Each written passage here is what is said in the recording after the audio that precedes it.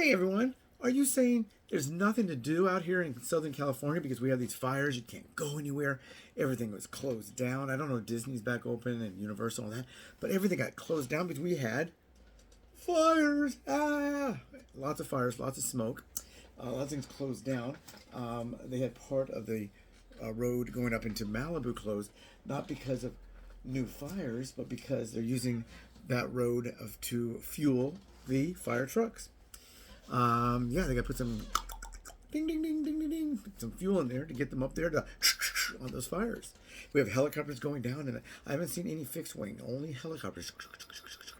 A lot of Chinooks today, a lot going over. So hopefully make a big push. It was overcast today, but not raining.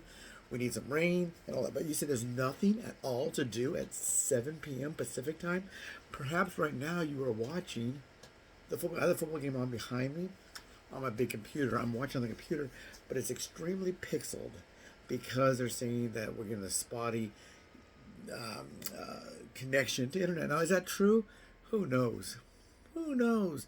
Big pharma, big entertainment, big whatever, big whatever. I don't know. But it's not working very well.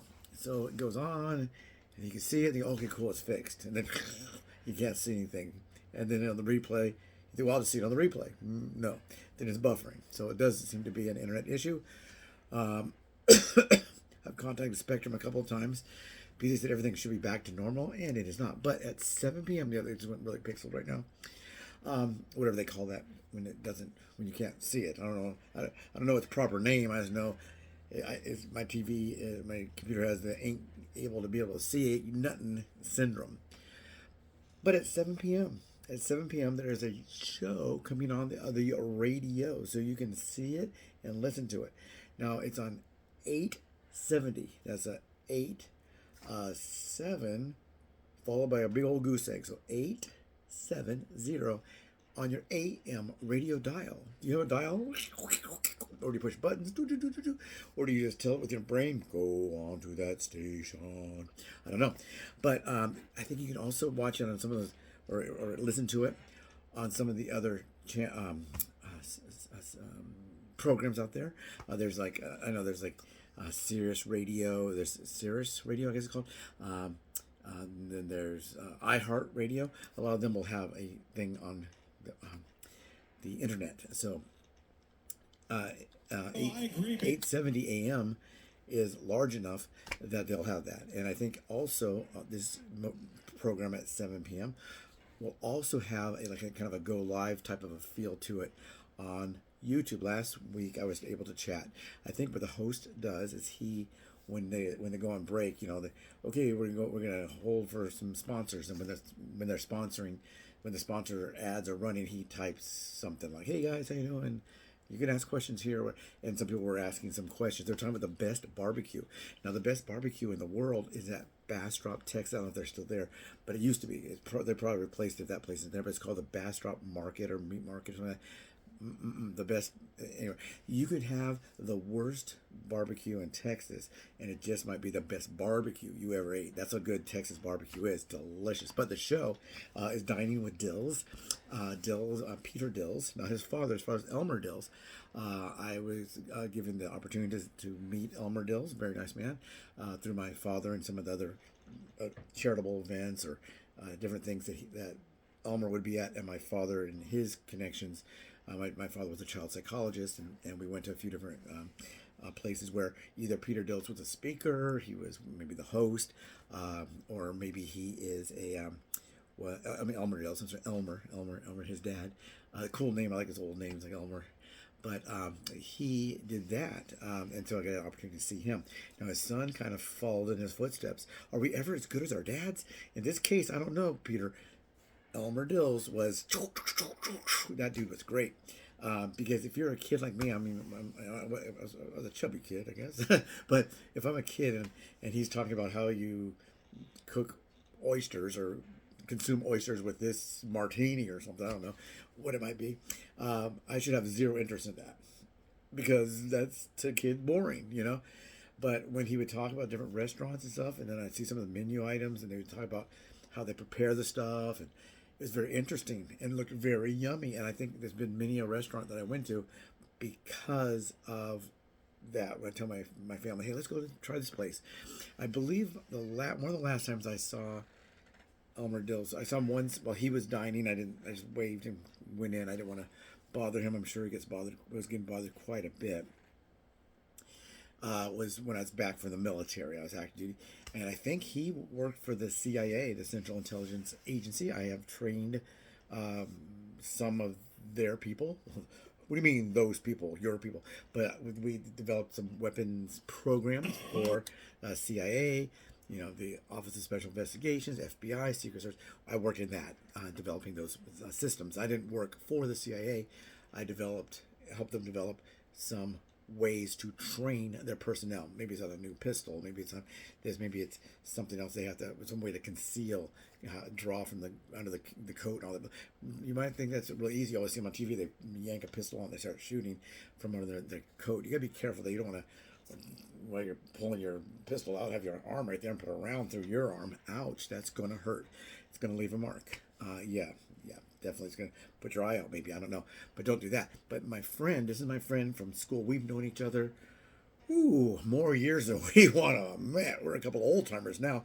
We were a couple of young whippersnappers when we met. And we went through school together. And, I think I've been in elementary school, then junior high, then high school. We're from both in the Pasadena, California area. We are Vikings. Go Vikings. I think he's a Minnesota Vikings fan now. Is it because of the Viking connection? I don't know. But his name is Peter Dills. And although I said he may never measure up to his dad, I may never measure up to my dad. You may never measure up to your dad. Sometimes if our dads are no good, we hope to surpass them. My dad was such a pile of bird poo-poo. I hope to pass him in his goodness, because he had none. But if you have some or a lot, very, very interesting. I've listened to Peter Dills' show before. A couple times I didn't really know that's who it was. I was on the radio just kind of surfing. Do you surf the radio as you surf the channels? I don't know, on the TV. But whatever you do on the radio, I was going through my radio dial, and he was on. Like everyone was talking about then. Was it Chili? Maybe about Chili. He does everything. What I like about Peter Dills' show, and I believe you will too. Not just because I knew him and my friends knew him and his friends knew my friends. We were all friends together. We've all kind of grown apart. Of course, we're doing different things, different endeavor. I think he does a little acting. Maybe we can play cousins on something. I don't know. I will ask him for some photographs of himself, and maybe when I submit myself and they say, David, do you know anybody else that might could play a guy, a handsome fellow like you, David, in their late 40s, 50s? I do. I know this guy. Boop. And maybe he can go on there too. That'd be fun. Maybe something to talk about. Some of my other friends from high school, I've met them on set. One is a costumer, and she does really great work. I'm not going to give her name, but if she wants me to, tell her. She knows who I'm talking about. But I worked on a thing, and she was the costumer. That was cool. But what I really enjoy about his show, and I think you will as well, is a couple of things. One, he covers everything from this Dodger dog tastes yummy with mustard, onions, and relish. Then he talks about some delicious tomahawk steak with some great, burgundy wine or something. Maybe a dark Merlot with some pieces of chocolate for dessert. I don't know. And martinis and mixers and all that kind of stuff. I bartend. I'm an actor. I have to bartend to wait tables, right? I'm not much of a waiter because I don't like to wait on people. Bartender, manager of restaurants and that kind of stuff. So we do have that common core, but he covers everything from no one is excluded. Sometimes when you watch some of these shows and it has to do with cooking or critiquing restaurants, you're out of your league. You feel out of your league, and the host makes you feel like you're out of your league. I could be a very poor person, and my boss says, "Hey, David, come on, I'm gonna take you to Monty's Steakhouse or something," and this is so yummy, and I really like it. So I'm not a rich man who can go to Monty's on a daily basis, but I can go there once in a while. But he doesn't do that to you. He talks about the different ways they prepare things. He'll tell you if he doesn't like something. Pizza places like an Eagle Rock and all that, I go there too. A lot of times I say, I love that place. That's really good. I think he was at Tui's. One time he was talking about the Shaker in South Pasadena. I said, I love the Shaker, but they need to bring back their chicken strips. Now, if you ask Peter Dills down in my comments or in his comments on his YouTube page, which you can also watch him on YouTube, ask Peter Dills, what's the difference between the Shakers in South Pasadena's old chicken strips and the way they make them now, and he'll tell you they used to be good and they ain't good no more. And he'll tell you the truth. He doesn't lie to you. I don't think he wants you to go out there and spend $60 on a meal for you and your wife, or $100, or you and your husband, or maybe you are a guy and you got a husband or a wife with a wife, and whatever, one of you dresses up as a furry, the other one dresses up as an astronaut, and you sit down and he doesn't want you to waste your money, especially if it's something he recommended. He recommends great things away from the restaurant, so you can prepare some of the things he talks about, others talk about. You can prepare that at home. He talks about a really, really great a couple of really great butchers, one in Sierra Madre, California, one down in San Gabriel, California. I think it's on Rosemead Boulevard. Is it Rosemead? I think it's Rosemead right there. I filmed a project there where I played a butcher, and that's kind of funny because they're known for their meat department. He tells you about different wine pairings and stuff you can do. He was doing some work with the Vance pavilions. I don't know if he's still doing that, but that's interesting. So you can say, hey, Peter, I'm going to come by and see you on Saturday afternoon at the Vons in Monrovia and ask you a question about what's the best way to season my thick cut pork chop, for example. So he does some cooking. I don't know if he's really going to feature on the radio because I got a face for radio, and maybe he can't cook, but he does that. He'll teach you about different things you can do. Have you ever tried eating this side dish with this? Maybe you haven't. Maybe you never thought about that. That's what I like about. So everything from hot dog to I don't know, hot dog to a plain kind of a taco. He does talk about the best Mexican food. I was joking with him. I said, did you make sure you included Del Taco? Because everybody jokes about Taco Bell and Del Taco and Chipotle and all that kind of stuff. But Taco Treat, did he cover Taco Treat? I don't know. Did he cover Tacolita in Arcadia? The dude's everywhere, so I don't know. He's covered a lot of stuff that I'm telling you right now. I don't know if he covered it, and the answer is yes, he did, and you can ask him. But you can actually go onto his radio program today at 7 p.m. right now. I don't even know what time it is. What time is it? It is 2:04 p.m. Pacific time. He'll be on at 7 p.m. Pacific time. You can also, while you're doing that, is it called simulcasting? I don't know. But if you want to watch his YouTube offerings while that show is on, that's what I did last week. I wrote him a couple of things while the radio station was on. So if you don't have ability to go onto the radio, you can still go onto his YouTube. Yeah, go on to YouTube. Search Peter Dills. I think it's Dining with Dills, Dills. Now, someone's going to ask me, did people in high school used to call him Pickle? Not Peter, Pickle. Pickle Dills, Dill, Pickle? I don't know. Did they call me David Gardner, mow my grass? Yes, they did. Because people are a little, and that's so easy. That's an easy one. That's easy. David? Yes. Is your last name Gardner? No. Oh. Because it's Gardner, it's not Gardner. But they wouldn't know the difference. They wouldn't know the difference. And they'd have, you mow grass, don't you? Oh, yeah. In fact, I just finished mowing. That's funny you mention it. I just got back from the football field mowing the lawn. Now I have to go to my third period class. I hope I'm not late. Am I late? They always, it's dumb. I knew a guy in the military, and he was French, and his last name was Pousset. Pousset. He wasn't gay, but that's how you would pronounce his name. Pousset. It's like Pussey. Now, do you think that young trooper in the military got a little bit teased about his name? I bet he did. I knew another gay guy in the military. His name was Richard Hard. Did he? Yeah. And remember, we take our names, like I'd be Gardner David. Yeah.